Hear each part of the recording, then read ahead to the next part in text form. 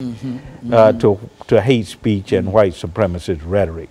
So I don't think we can overestimate the impact of the alt-right on our society socially, culturally, and politically. So for a long time, we might have thought of this movement as a fringe movement that's somewhere way outside of everything. But now what they're saying is that we are the alternative right, and the right that we've been dealing with is not enough. Exactly. Not only are we a fringe movement, we are becoming mainstream. Mainstream, and Lord help us if this movement it has already penetrated national politics with congressional leaders, Senate, House of Representatives. But Lord help us if this movement has a great impact on who we elect as president. And that's my greatest fear, is that we will elect a candidate that has really given a platform to the alt-right. And if we do that, then of course the future of race relations in this country is very much in question. And the idea that that this organization advocates is something that I think, as you've indicated, will undercut and undermine almost any kind of diversified relationships that we could have in this country. When you talk about racial diversity, and we're a very racially diverse country with African Americans, whites, and Latino Americans, Asian Americans, the alt-right movement sees that as a problem. And many of them, as I said earlier, are talking in terms of a white homeland. So we have to be careful with the attack on racial and ethnic diversity. The attack on political diversity are very much, people on the alt-right are very much suspicious of mainstream politics.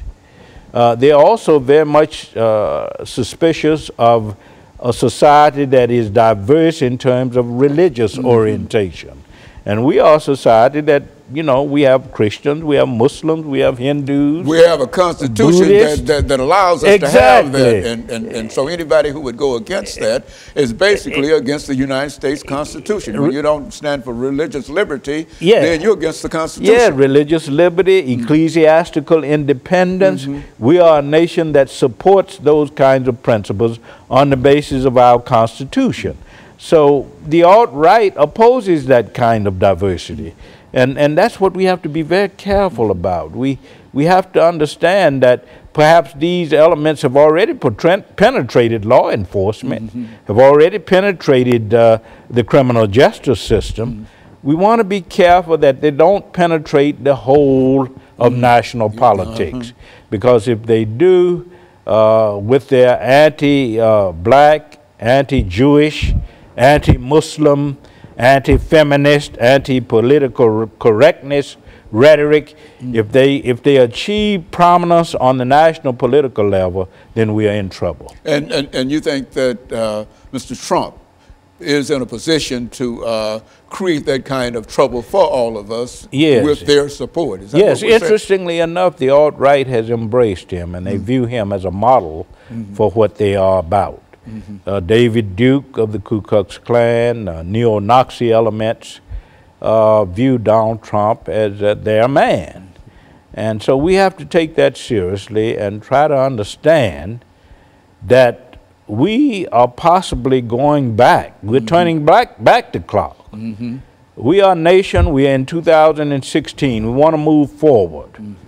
We want to, you know, establish the principle of progress and some advancement in terms of race relations, in terms of our social, cultural, and political maturity, but we will never do it if we succumb to what the alt-right is all about. And they're trying to really increase their influence almost in every aspect of American society. Yes, every aspect of American society. And if they accomplish that at the political level, particularly at the executive branch of the federal government, then I would say that we have a great cause to be concerned. Yes, and it will be a situation that we've not known in America. People might talk about us not making any kind of progress on race relations,